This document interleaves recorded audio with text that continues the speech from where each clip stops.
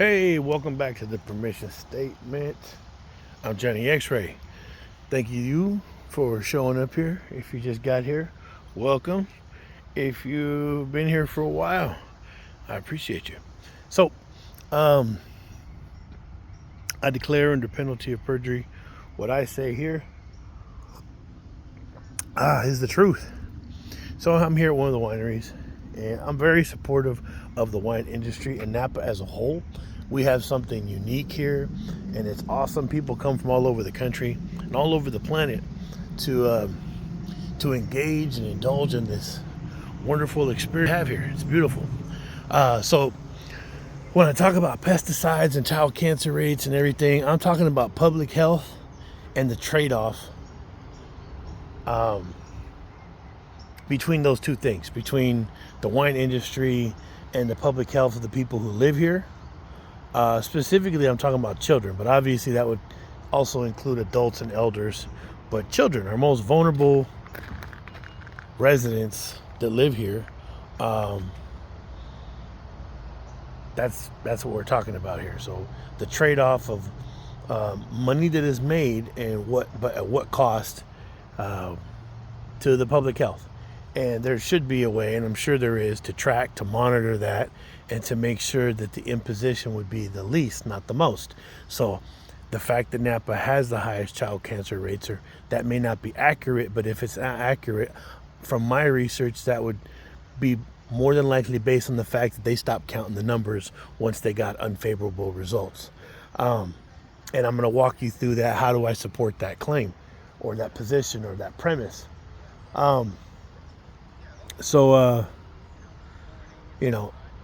If the child cancer rate is 21 per 100,000, that's a really high number.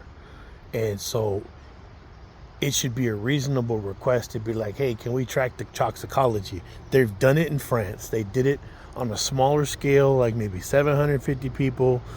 Because of those results, they're going to try, they do hair follicle. They pull and they check the levels of glyphosate and other things, these herbicides, fungicides, and neurotoxins through the hair follicles. And the results were alarming by the people who were in proximity to it, both people who work in the industry all the way up to the vine, and just people who live in close proximity to it. So they're doing it on a larger scale. So it's not like I'm just pulling stuff out of the air. There's already been quantifiable data that's been started in another wine growing region that's just as popular as Napa. So it would be reasonable and conducive to track the health of the local people here to see what that trade-off is, and perhaps that could encourage other people who may or may not be already engaged in less toxic practices to either start that process or get that going. Because I do see there's many wineries that are doing the transition, but until you start that process, it takes years. It takes 4 years to transition the toxic soil over to the non-toxic, and until there's a larger percentage of people utilizing the less toxic practices, it's kind of almost going to be for naught. If you have 10 or even 20% of people using non-toxic practice, but you have 80 or 90% using the poison, then it's almost like that smaller number is not going to make a significant difference by comparison. But when I told you I went to the ag commissioner, the person I spoke to first was the deputy ag commissioner. And that's when things got kind of sticky, and it really gave me an uncomfortable feeling as to the people that are supposed to monitor the health of the valley to protect the children and protect the people who live here, who make this possible. I don't feel like they're taking it very serious, because they had a whole batch and a whole myriad of what felt like practice responses that didn't add up to nothing but shit, right? So how this whole thing started was I grew up here in Napa, and we were trying to buy a house in Sonoma County. We were unsuccessful, getting outbid. So we bought in Napa County. And I just started doing research about like Lake Berryessa and Napa in general, And that's when the child cancer rate popped up, because I always check school, I check health, I check everything if I'm going to move somewhere. And when I saw that Napa had the highest child cancer rate in the state of California, per capita, that was pretty alarming.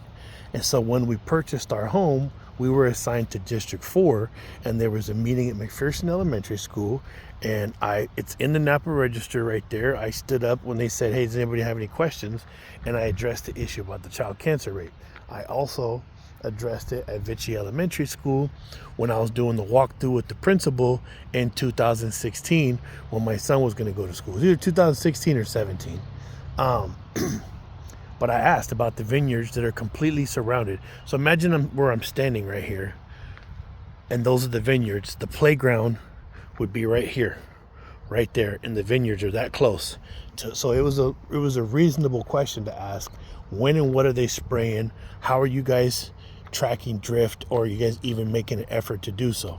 And at McPherson, when I asked about the child cancer rates, our county supervisor, Alfredo Pedroza, he gave a heartfelt speech, like I said before, about the children, their vulnerability, and our most precious asset and everything, and we have to protect them at all costs. And he said that some laws are being put on the books at a state level. And keep in mind, California is the only state in the country that tracks every last bit of pesticide, herbicide, fungicide, all that. We're the only state. So he deferred over to somebody, and they said that, in 2018, there's going to be rules that you can't spray within, I think it's a quarter mile of a school or a rest home, et cetera, et cetera. So that law did go into place. And so years later, when I started asking questions, I went to the ag commissioner, and I was like, hey, so I went to my son's school. Supposedly they're supposed to keep a logbook that tells you when and what they're spraying. And that was my question to the principal. Like, hey, when do they spray pesticides, being that y'all got the dang playground so close to the vineyards? And you can see, imagine if the soccer field of your kid's school was level with the vineyards itself. So if they're spraying that stuff, it's going down into the soil and it rains, you're going to get runoff onto that soccer field where your kids are sitting there playing. So it's a reasonable concern. Drift is real. Drift, if you spray on the other side over there, there's Highway 29 right there. If you sprayed on the other side of 29 and the wind kicks up, it'll carry it over to the other side. It can't. And so there's certain practices that will minimize drift, like spraying low to the ground, and there's ways to minimize that. Making sure you're checking the wind patterns, etc. So it's a reasonable effort that can be made to keep the drift down.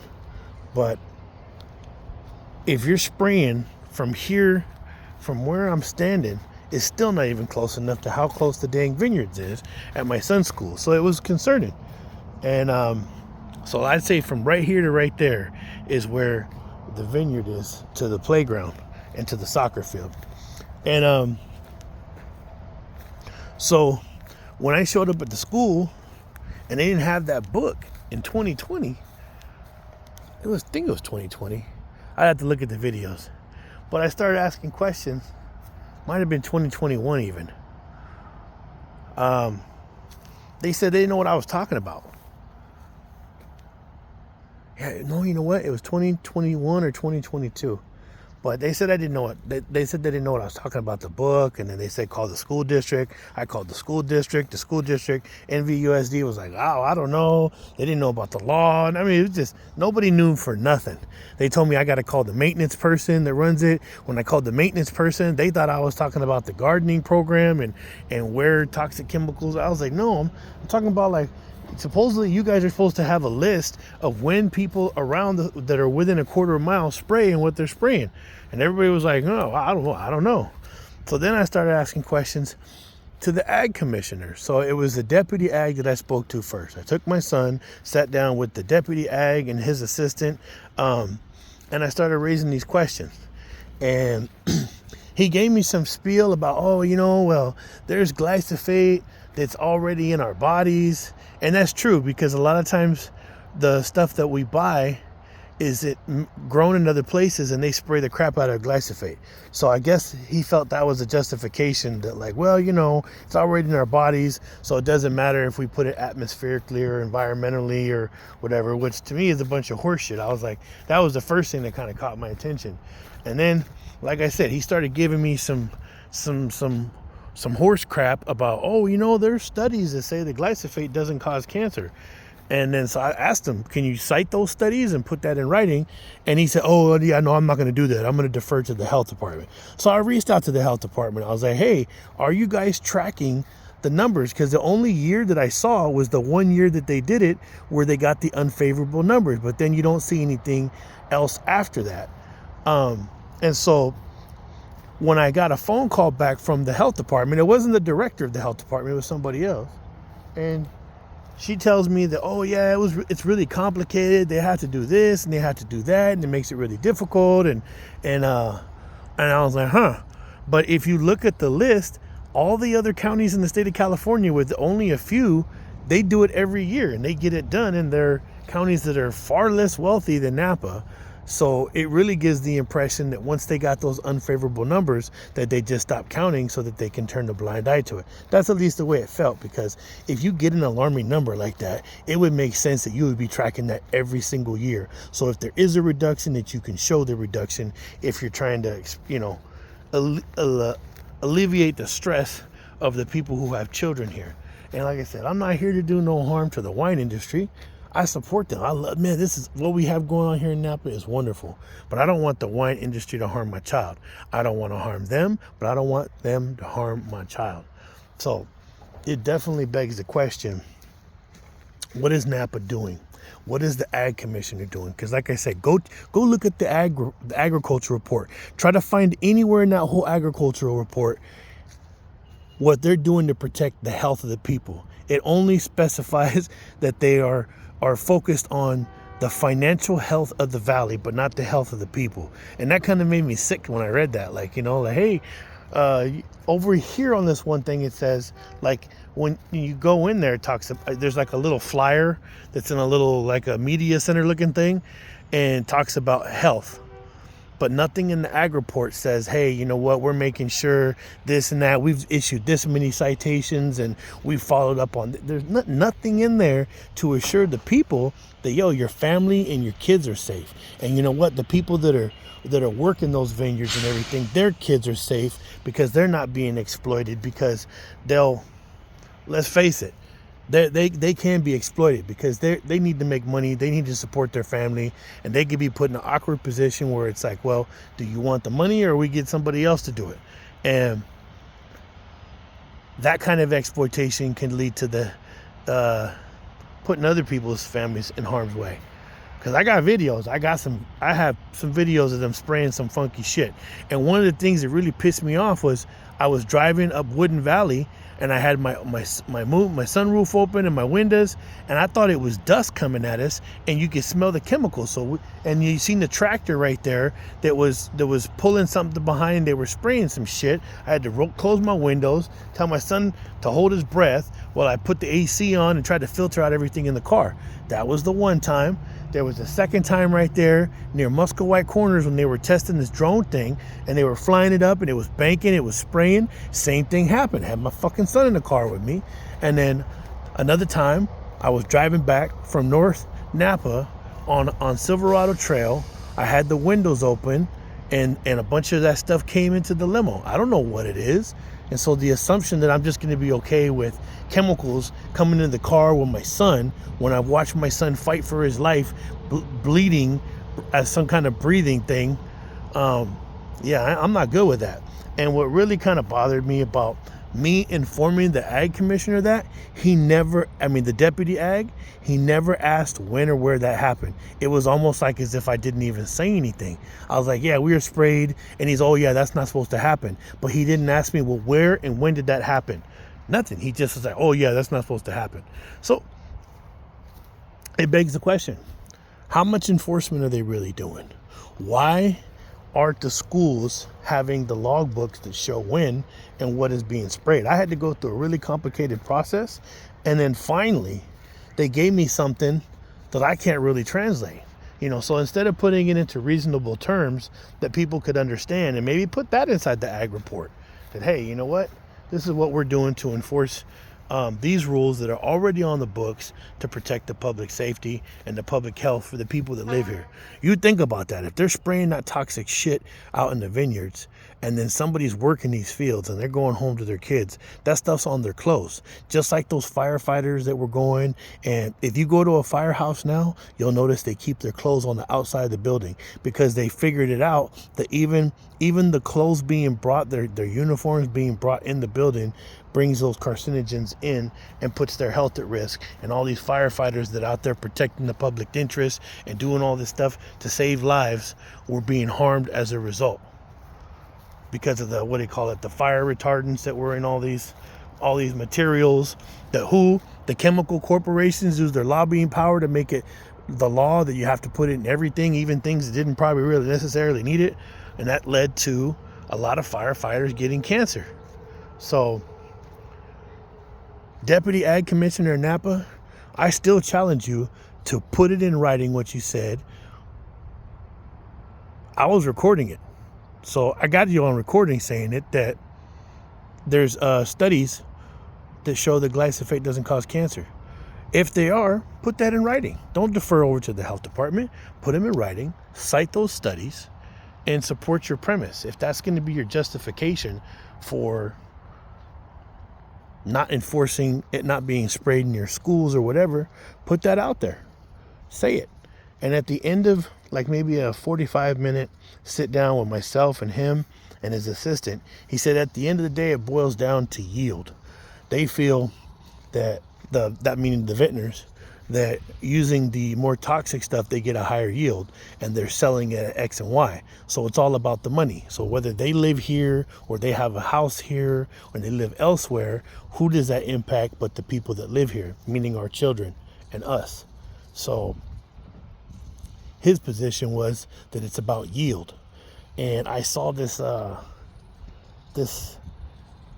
thing called Children of the Vine, where this guy's doing a documentary, and they interviewed Frog's Leap. And Frog's Leap, they were pretty confident that you can still utilize organic practices and get a reasonably good yield, and that it's not as much more expensive. But at the end of the day, do you hear what they're saying? What they're saying is making more money for them is more important than protecting the children from child cancer or exposure. Because what Alfredo Pedroza said at McPherson Elementary School does not make sense. He said that their research attributes child cancer rates being so high as a lack of access to medical treatment, which is a bunch of bullshit. It's either environmental, genetic, or lifestyle. So these all seem like just pre-practice responses to these serious questions. So the valley is working towards detoxifying, but is it working fast enough? And isn't it wise to track the trade-off?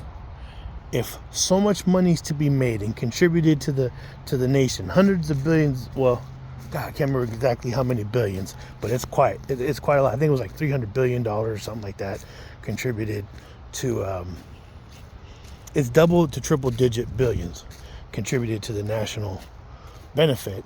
And so based off of what's grown here in Napa.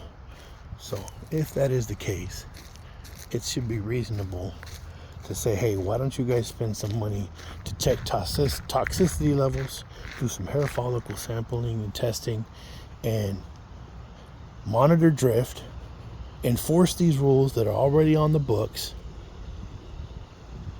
and protect the people that make this happen.